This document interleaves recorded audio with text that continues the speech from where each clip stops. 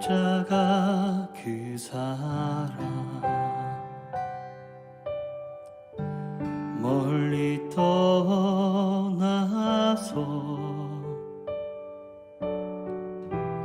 무너진 나의 삶 속에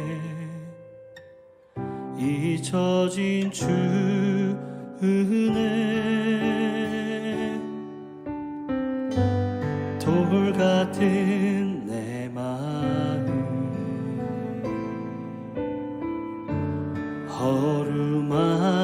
어루만지사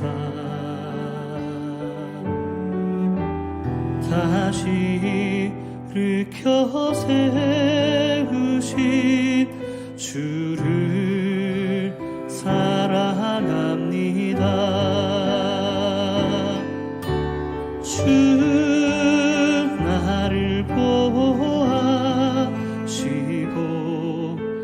날 붙드시리.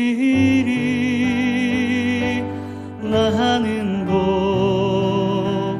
괴롭고 존귀한 주님의 자녀라.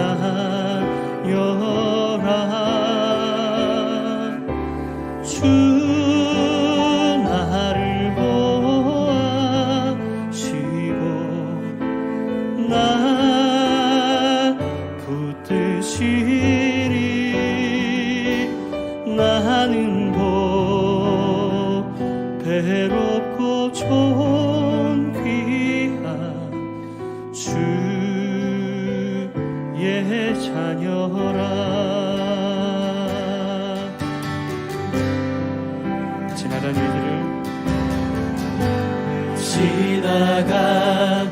일들을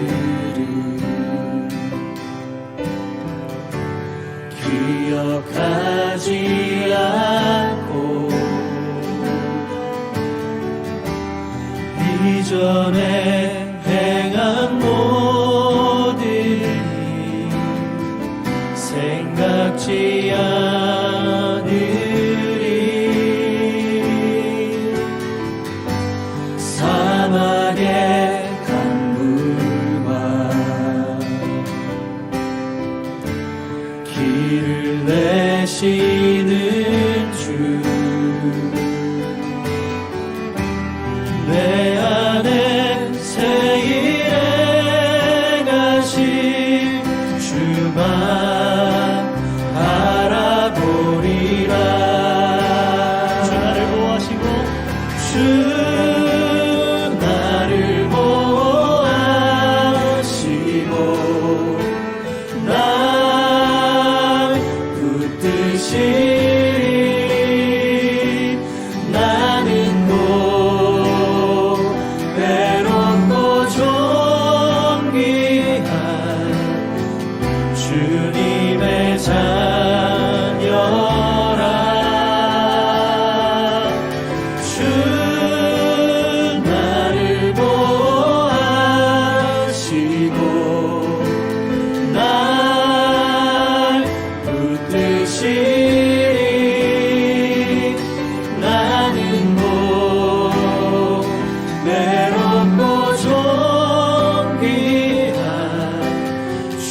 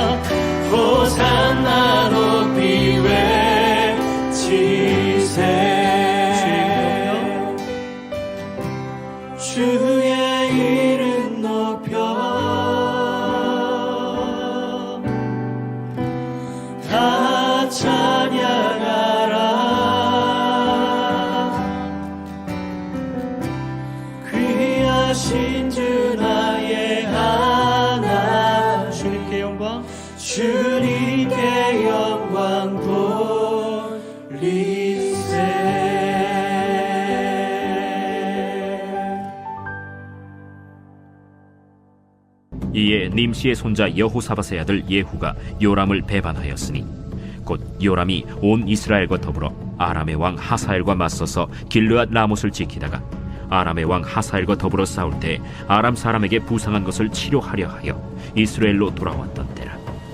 예후가 이르되 너희 뜻에 합당하거든 한 사람이라도 이 성에서 도망하여 이스라엘에 알리러 가지 못하게 하라. 예후가 병거를 타고 이스라엘로 가니 요람 왕이 거기에 누워 있었습니다. 유다의 왕 아하시아는 요람을 보러 내려왔더라. 이스라엘 망대에 파수꾼 하나가 서 있더니 예후의 무리가 오는 것을 보고 이르되 내가 한 무리를 보나이다. 요람이 이르되 한 사람을 말에 태워 보내어 맞이하여 평안하냐 묻게 하라. 한 사람이 말을 타고 가서 만나 이르되 왕의 말씀이 평안하냐 하시도이다. 예후가 이르되 평안이 내게 상관이 있느냐? 내 뒤로 물러나라. 파수꾼이 전하여 이르되 사자가 그들에게 갔으나 돌아오지 아니하나이다. 다시 한 사람을 말에 태워 보내었더니 그들에게 가서 이르되 왕의 말씀이 평안하냐 하시도이다. 예후가 이르되 평안이 내게 상관이 있느냐? 내 뒤를 따르라. 하더라. 파수꾼이 또 전하여 이르되 그도 그들에게까지 갔으나 돌아오지 아니하고 그 병거 모는 것이 님시의 손자 예후가 모는 것 같이 미치게 모나이다. 요람이 이르되 메우라. 그의 병거를 메운지라. 이스라엘 왕 요람과 유다 왕 아하시아가 각각 그의 병거를 타고 가서 예후를 맞을세 이스라엘 사람 나봇의 토지에서 만남에 요람이 예후를 보고 이르되 예후야 평안하냐? 내 어머니 이세벨의 음행과 술수가 이렇게 많으니 어찌 평안이 있으랴? 요람이 곧 손을 돌이켜 도망하며 아하시아에게 이르되 아시아여 반역이로다. 예후가 힘을 다하여 활을 당겨 요람의 두 팔 사이를 쏘니 화살이 그의 염통을 꿰뚫고 나오매 그가 병거 가운데에 엎드러진지라. 예후가 그의 장관 빗갈에게 이르되 그 시체를 가져다가 이스라엘 사람 나봇의 밭에 던지라. 내가 기억하려니와 이전에 너와 내가 함께 타고 그의 아버지 아합을 쫓았을 때에 여호와께서 이같이 그의 일을 예언하셨느니라. 여호와께서 말씀하시기를 내가 어제 나봇의 피와 그의 아들들의 피를 분명히 보았노라. 여호와께서 또 말씀하시기를 이 토지에서 내게 갚으리라 하셨으니 그런즉 여호와의 말씀대로 그의 시체를 가져다가 이 밭에 던질지니라. 7월 10일 6.19 온전함 기도에 오신 여러분을 환영합니다. 성인 나이 25세가 되면은 기초대사량과 근육량이 1%씩 줄어든다고 합니다. 건강한 몸과 체력을 위해 바른 자세를 갖는 것이 중요한데요.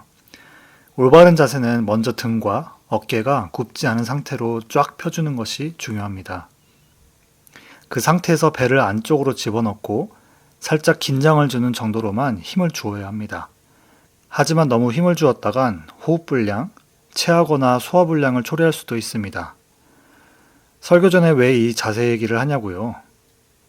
로마서 1장은 모든 만물 속에 하나님을 알 만한 것들을 숨겨놓으셨다고 합니다. 건강한 몸과 체력, 그리고 바른 자세를 갖는 것은 믿음 생활의 기초 체력과 같습니다. 신앙생활의 바른 자세를 위한 코어 근육을 믿음이라고 해봅시다. 이 믿음은 우리 신앙의 척추를 바로 세우고 우리 가정과 교회의 믿음의 척추도 바로 세울 것입니다.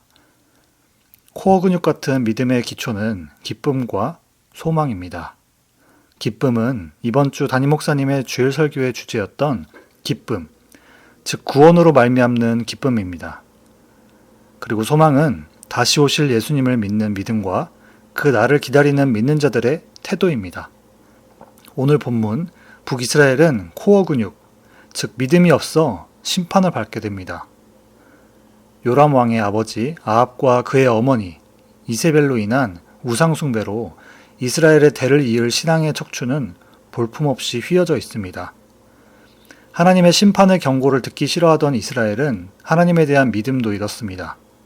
하나님은 여호와가 그분이시다라는 이름의 뜻을 가진 예후를 통해 아합과 이세벨의 자녀 요람을 심판하십니다. 공의와 심판의 하나님은 회개하지 않는 자에게 심판은 소망이 없는 끔찍한 결과임을 확실하게 보여주십니다. 오늘 말씀을 통해 구원의 기쁨과 다시 오실 예수님을 기다리는 소망의 믿음을 가진 자의 삶으로 믿음의 코어 근육을 바로 세우시는 건강한 하루가 되시기를 축복합니다. 어제 본문에서 예후는 엘리사에게 기름 부음을 받고 왕이 될 것을 들었습니다. 본문 14절부터 16절입니다. 예후는 자신의 병사들에게 자신의 뜻에 따르기 원하면 예후가 요람을 배반한다는 소식을 이스라엘에 전하지 못하게 하라고 합니다. 그렇게 말하고 예후와 그의 군대는 요람을 죽이러 출발합니다. 그때 아람 왕 하사엘과 싸우던 요람 왕은 길르앗 라못에서 아람 사람에게 부상을 입어 치료하러 이스라엘로 왔습니다. 예후는 자신이 요람을 죽이러 간다는 것을 알지 못하도록 입단속을 시키고 요람에게 가고 있습니다. 그때 유다의 왕 아하시야는 요람을 보러 내려와 있습니다. 본문 17절, 파수꾼이 망대에서 예후의 무리를 보고 왕에게 속히 보고했습니다.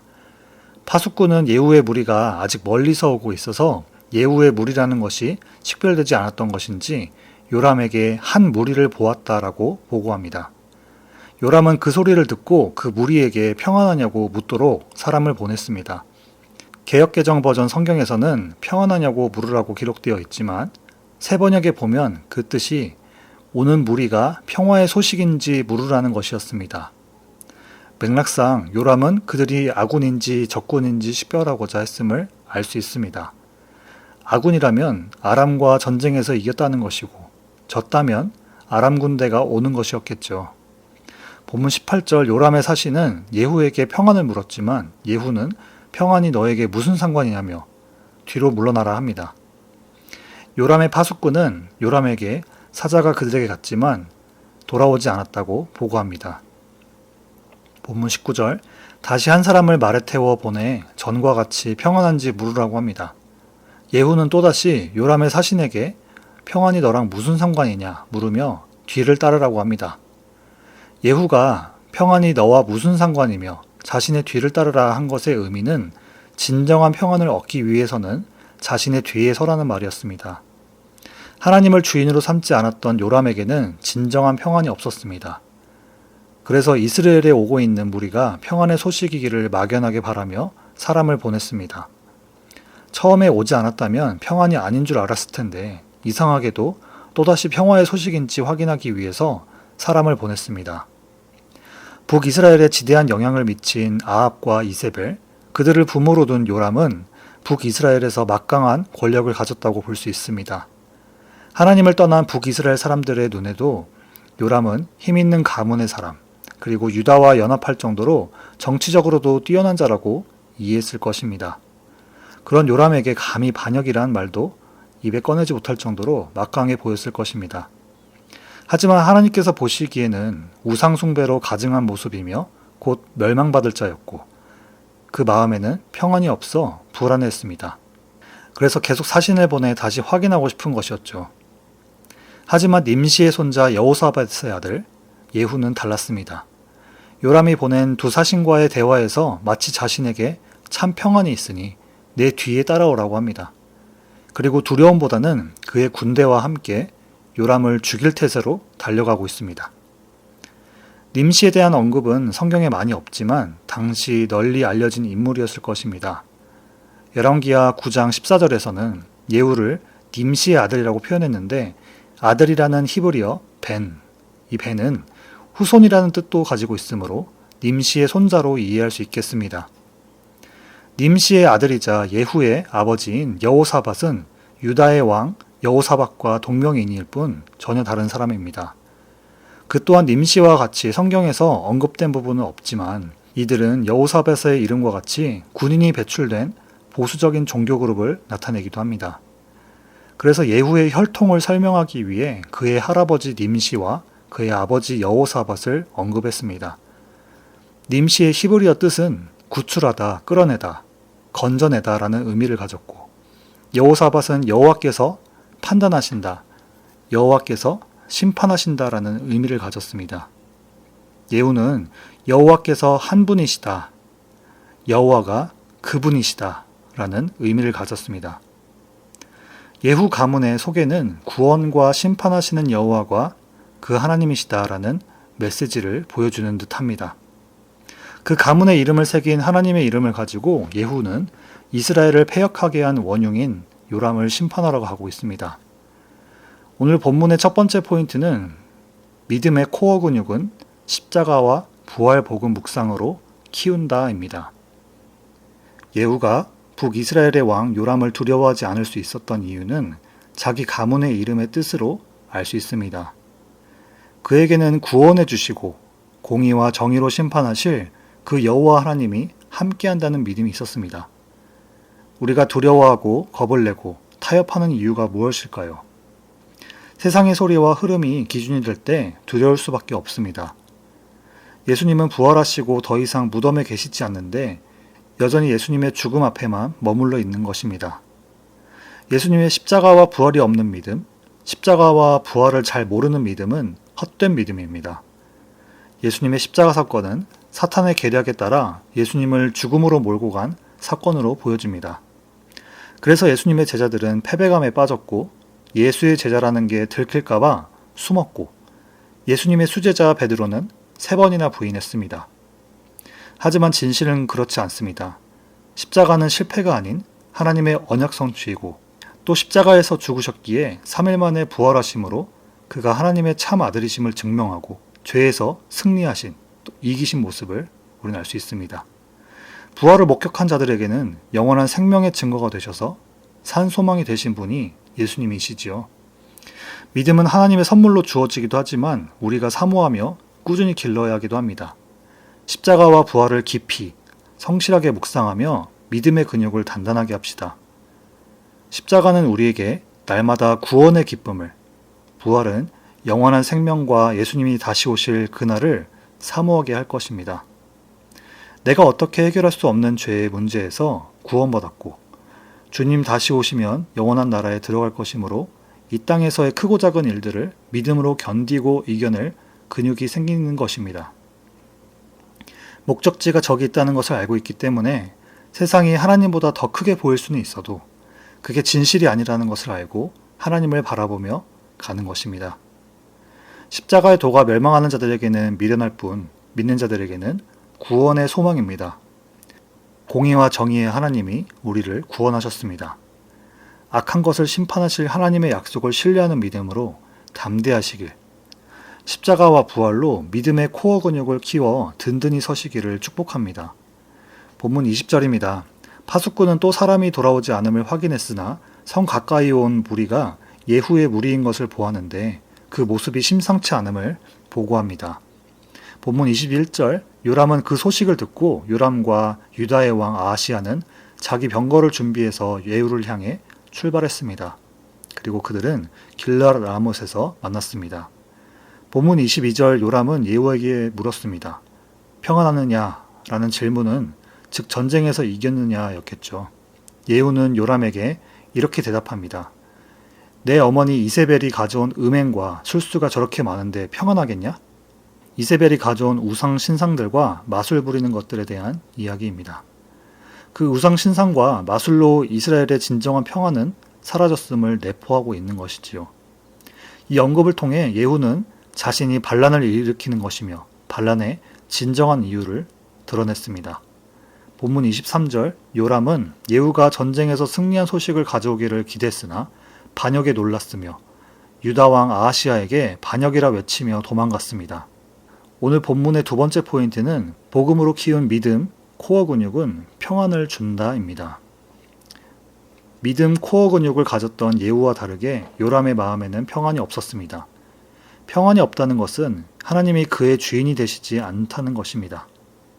하나님이 주인되지 않는 삶은 자기 자신이 주인된 삶을 말하고 우상을 의지하는 것을 말합니다. 지금의 말로는 세상의 신념과 이념들을 따르는 삶을 말합니다. 우상 숭배를 하는 삶에는 불안과 걱정이 가득할 수밖에 없습니다. 확실한 게 없기 때문이죠. 그래서 분별이 없는 요람은 자기가 보낸 사람이 다시 돌아오지 않는 것에 의심하지 않고 갔다가 죽을까봐 그냥 도망갑니다. 예수님의 십자가 부활은 신실하신 하나님을 나타내는 사건입니다. 사망 권세가 예수님 앞에서 무릎 꿇게 되었습니다. 믿는 자들에게는 승리의 소식이고 더 이상 사망의 그늘 아래에 있지 않다는 기쁨의 소식입니다. 어둠의 권세가 우리에게 왕노릇할 수 없습니다. 예수님만이 진정한 평화의 왕으로 우리를 다스리시기를 소망합니다. 만약 요람에게 자기 경험이나 생각, 우상이 아닌 하나님을 경외함으로 진정한 평안이 있었다면 어땠을까요? 그 집안으로부터 내려오던 우상 신전을 무너뜨리고 하나님께서 형통하게 하셨을 것입니다. 그리고 이스라엘을 넘어 주변 국가들에게도 존경받는 나라가 되었을 것입니다. 처음부터 하나님께 내 삶의 컨트롤 타워를 내어드릴 수 있었다면 좋았겠지만 자신이 해결할 수 있는 일이 없고 막연한 불안 속에 있다는 것을 알았을 때라도 회개한다면 요람과 같이 반역을 경험할 수 있는 일도 없었을 것입니다. 오히려 예후와 같은 믿음직한 지휘관과 함께 더 이스라엘을 든든히 세워갔을 것입니다. 본문 24절입니다. 도망가는 요람을 향해 예후는 힘을 다해 화살을 쏘았고 그 화살은 요람의 염통, 즉 심장을 꿰뚫어 마차에서 떨어져 죽게 되었습니다. 본문 25절, 26절 예후는 하나님께 들은 예언을 말하며 그의 장관 빗갈에게 요람의 시체를 나봇의 밭에 던지라고 합니다. 북이스라엘의 우상신전을 가져온 아합과 이세벨의 대가 끊기는 역사적인 날입니다. 아합 집안의 대가 끊기는 심판의 가장 큰 이유는 열왕기상 19장에 기록된 나봇의 포도원 사건이라 할 수 있습니다. 나봇은 북이스라엘 사람으로 아합 시대의 이스라엘 왕궁 옆에 있는 포도원의 주인이었습니다. 그는 하나님을 믿는 의로운 자였습니다. 하지만 요람의 아버지인 아합은 그의 땅을 갖기 위해 나봇과 그의 아들들을 살해하고 그 땅을 취했습니다. 그 모습을 지켜보신 하나님은 엘리야에게 아합 가문을 멸하실 예언을 주셨습니다. 나봇은 히브리어로 열매들이라는 뜻을 가지고 있습니다. 하나님의 의의 열매라고 해도 과언이 아닌 나봇과 그의 아들들을 죽인 행위는 하나님을 대적하는 행위였습니다. 하나님은 엘리야에게 약속하신 대로 15년이 지난 나봇의 포도원 사건을 잊지 않으시고 예후를 통해 아합과 그의 아들 요람을 심판하십니다. 오늘 본문을 통해 기억해야 될 마지막 포인트는 믿음 코어 근육을 가진 자를 위해 여호와 하나님이 보호하시고 갚아주신다입니다. 오늘 요람의 죽음은 이미 열왕기상 21장에서 엘리야에게 주신 예언이며 그 예언이 오늘 성취되었습니다. 이 상황을 보면 이런 질문을 할 수 있을 것 같습니다. 아니, 하나님은 나봇이 아합에게 죽기 전에 보호하셨어야지. 왜 죽고 나서 누구 좋으라고 원수 갚으신 겁니까? 라고요. 이 질문은 하나님은 왜 악과 고통을 허락하셨느냐라는 질문과도 같습니다. 하나님의 존재에 대한 의문을 갖게 하기도 하지요. 이 질문에 대해 짧게 정리하자면 이렇습니다.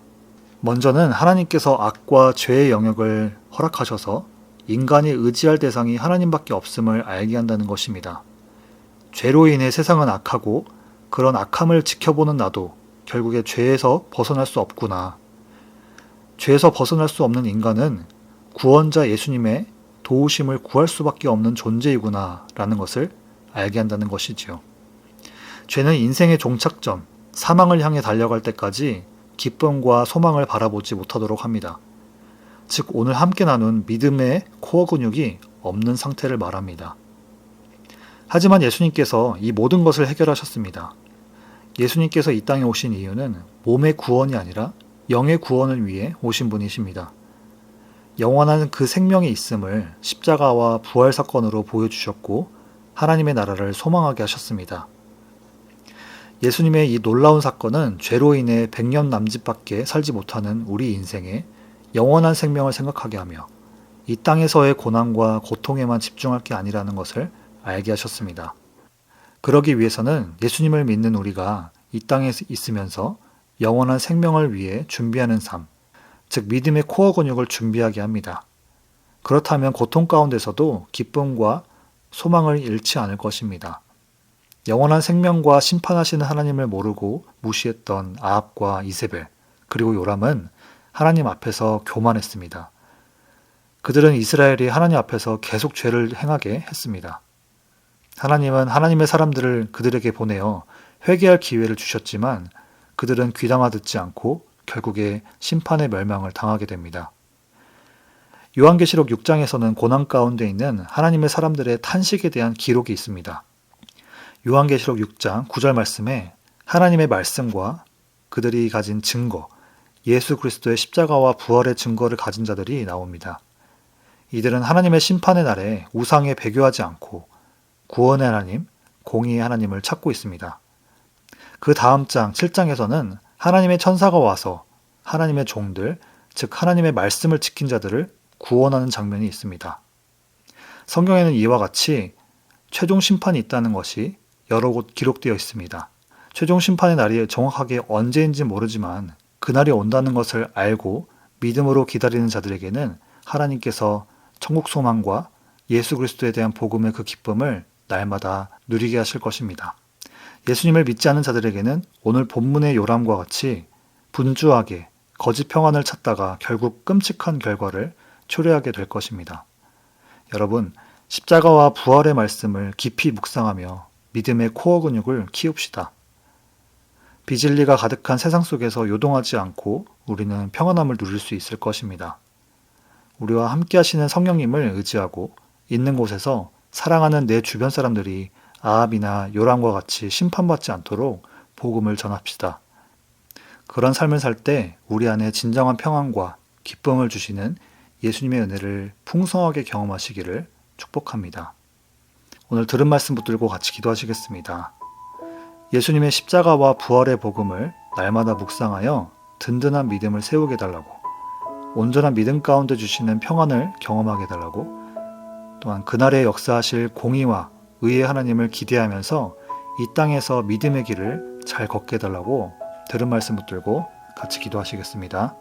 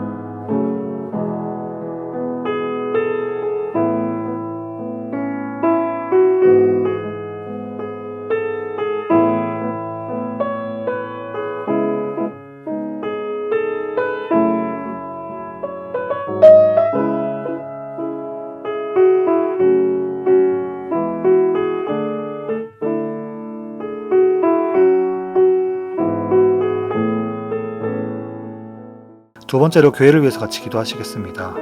V24 차세대 미션센터 건축의 순조로운 진행과 다음 세대를 양육하고 훈련할 일꾼들을 세워주시고 유수 사역자 청빙에 주님께서 함께 해달라고, 진행되고 있는 VBS에 섬기는 선생님들과 발론티어들과 함께 하시어 아이들이 복음의 말씀을 잘 듣고 병육되게 해달라고, 육신과 영적인 연약함으로 고통받는 지체들에게 하나님의 치유를, 가족들에게는 위로와 평안을 허락해달라고 교회를 위해서 같이 기도하시겠습니다.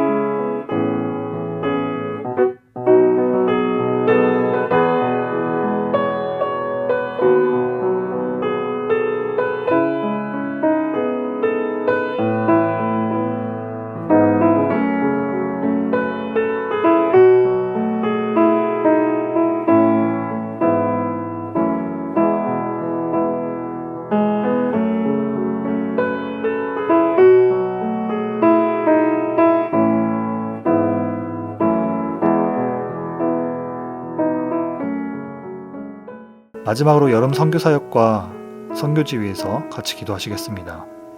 여름에 계획된 모든 선교 일정 가운데 함께 하시고 하나님의 마음을 품고 지역과 열방을 섬기게 해달라고, 국내외 각 마을별로 후원하는 선교지 가운데 하나님의 채우심과 일하심을 경험하게 하시고 복음의 열매를 맺게 해달라고, 필리핀 김정 선교사님의 치유 과정과 상황에 함께 해달라고 여름 선교사역과 선교지휘에서 같이 기도하시겠습니다.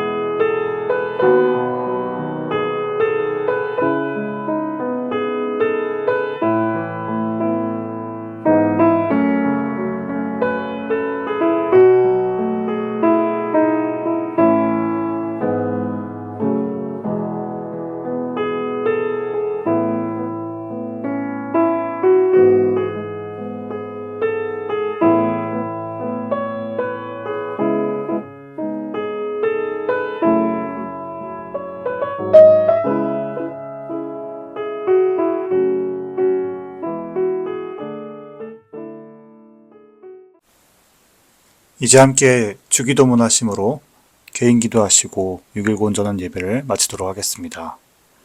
하늘에 계신 우리 아버지여, 이름이 거룩히 여김을 받으시오며 나라가 임하시오며 뜻이 하늘에서 이루어진 것 같이 땅에서도 이루어지이다. 오늘 우리에게 일용할 양식을 주시옵고 우리가 우리에게 죄 지은 자를 사하여 준 것 같이 우리의 죄를 사하여 주시옵고 우리를 시험에 들게 하지 마시옵고 다만 악에서 구하시옵소서. 나라와 권세와 영광이 아버지께 영원히 있사옵나이다. 아멘.